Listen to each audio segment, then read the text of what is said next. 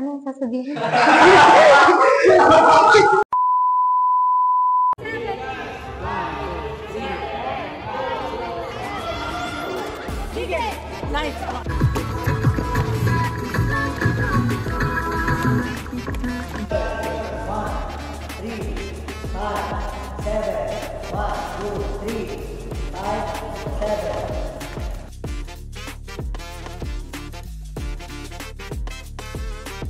Hi everyone, I'm Pete. I'm 21 years old, a member of Gold Star since 2021. So ayun, pinagtatry kami ng mga bagong dismounts like yung mga bago sa paningin namin. Then nakakapag-try din naman kami ng mga bago pero hindi pa ganoon kapulido. So nakakatuwa kasi ngayon matatry na namin siya na mapupulido namin sa susunod na performances. Kinakabahan ng konti kasi siguro hindi pa ganun ka-confident sa gagawing dismount na yun. Then, dun sa mga panibagong dismount na ibibigay sa amin, parang ilang pa. Pero kapag winorkout naman po ng groups namin, makakagawa naman po kami. Ayun, so far, nakakagawa kami, pero sa dulo pa namin siya nagagawa. Kasi nasa process naman yan. Ang gagawin mo lang is makipag-communicate sa groups mo. Then, ayun, dapat maayos din dapat yung communication niya. Hindi pa namin gamay na gamay yung dismount na yun. Then, ang hirap niya po i-execute. Hindi po namin alam kung paano po namin i-execute yung isang stand. Siyempre, feel ko mananalo lang kami. Ulit. Kasi, yun nga, nagtatry kami ng bagong dismount. Siyempre, gugulatin namin kayo dyan sa PUP main kung anong gagawin namin.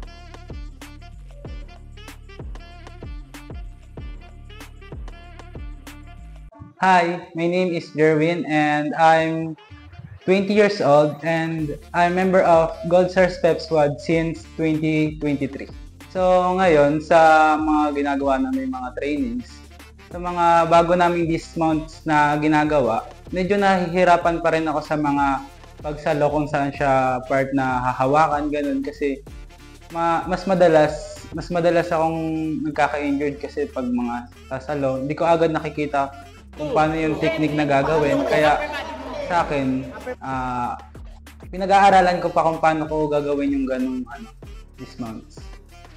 Para makahabol pa ako sa groups namin ay pag-aaralan ko pa kung paano yung technique ng ginagawa ng iba naming member, yung ibang groups para makahabol ako dun sa mga ginagawa nila para ma-improve ko pa yun. Sa tingin ko, ang sikreto ng group namin ay communication, and nagbibigay kami ng limit sa sarili namin na ilang gawa lang to. Pag nagawa natin to, magpapahinga na tayo, ganun.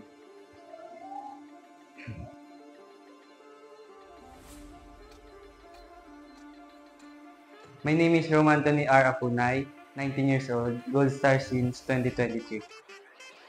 So, cheerleading journey ko, hindi ko siya inaasahan. First of all, nagsimula ako sa tryout ng volleyball, which is, sadly, hindi ako natanggap. So, ako gusto ko mag-UI, pinasok ko yung cheerleading nang wala akong kaalam-alam. Pero si Coach Bay, nakakita siya sa akin na potential, na ako mismo hindi ko nakikita. And as time goes by, ayun, nag-enjoy na ako sa pagiging isang cheerleader. Tas yung pagkapanalo ng UI, unexpected sa akin yun, pero pinanghahawakan ko hanggang sa nakarating kami sa Bukaa.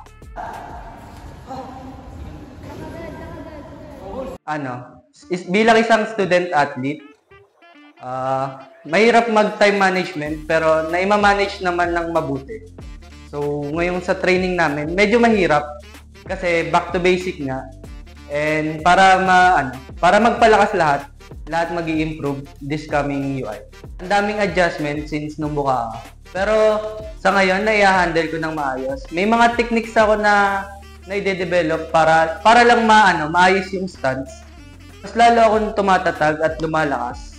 Tapos nagagawa ko na yung mga bagay na hindi ko nagagawa. Katulad nung sa handstand, may na kasi yung core ko eh.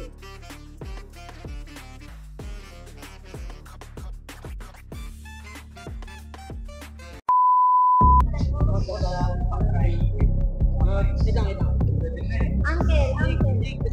Hindi na kayo ng yelo. Ipitan, pagkakuha ng yelo. Binigyan yung yelo para makontrol. Tinanong ka ng mama mo, bakit ka lang ganyan? Ipitan ko. Para pag tinawag yan to mamaya, bubble chompers. Masakit talaga yan. Ilang mata na iilahin para bumalik. Yan. Nagagalaw. Okay na daw. Tara na daw. Tumunog di ba ng ilaw? Tumunog ng ilaw. So yun, ngayon, third training namin and unexpected happened sa isang flyer namin, si Angge, kanina, na sa pop down, na aksidente siya. Yung paa niya na, hindi ko gano'n nakita yung kasi may nakaharang, pero narinig namin lahat yung tunog kasi ang lakas talaga, parang buto na, gano'n, basta gano'n, tapos, ayun, parang nakakaba.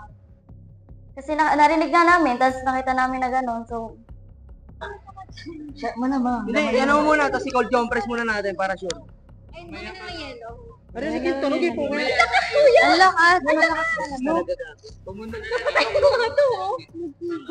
Gano'n na yun sa loob. Nag-cool down pa. Parang yung sakit tunog din ba? Parang pumitik. Hindi ko nakita pa.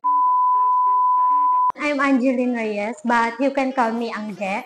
I'm 20 years old and naging member ako ng PEP since 2023. Last February, 1 year na ako sa PEP.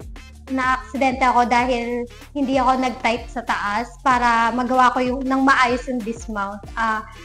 Siguro, naging lesson yun sa akin na dapat talaga lagi ka lang naka-type sa taas and shoulders up lang din. Yun lang din yung pinaka-kailangan para magawa mo yung mga skills na dapat yung gawin. So, ngayon, every Sunday, nagte-training kami for UI and more on flexibility kami ngayon. So, ngayon, nagte-training kami for upcoming UI. Nagpo-focus, kaming mga flyers, focus talaga kami sa flexibility. And halos lahat kami nagpapalakas. Gumagawa kami ng mga deals na makakapagpalakas para sa aming mga members. And may mga konting problem lang about sa dismount, but trying my best naman na magawa siya lahat para maging worth it tong ginagawa namin training ngayon.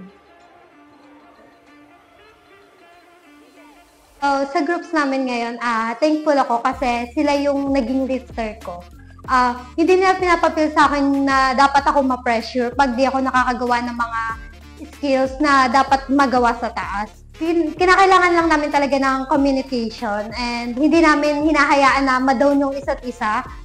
For me, para makagawa kami ng mga stunts na dapat namin gawin, kailangan lang namin talaga ng communication and huwag kami magsisiyan every time na hindi kami nakakagawa ng mga stunts and skills.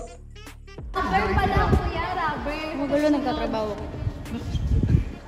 So I'm proud dahil iisa kami ng goal as far as today, since lahat willing mag-improve, lahat nakikinig sa mga tinuturo ng coaches, ng co-members. So maganda sa amin yun na willing kami mag-improve, willing kaming tanggapin kung ano man yung sinasabi sa amin. Be hungry for more improvements and communication sa groups nyo, kung sino man yung mali, kung ano man yung sa tingin yung mali, pag-usapan nyo, hindi yung sasarilihinin nyo lang kung ano yung sa tingin yung ikakaganda ng groups.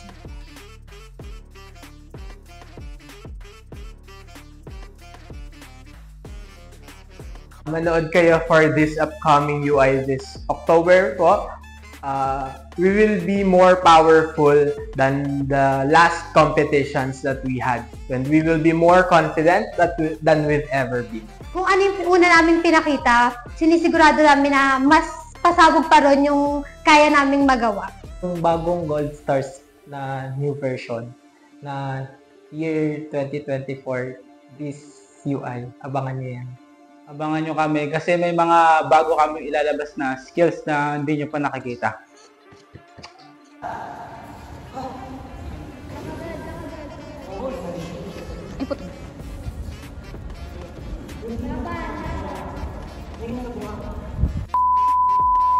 Nagpo-focus kami ngayong mga flyers sa Flexibet. Sa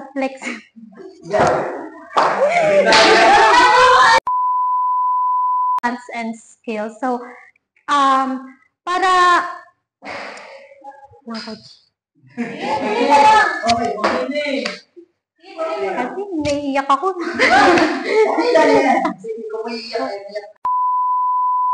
Makapag-dismount ako ng maayos and dahil din doon, kaya nagkaroon ng accident.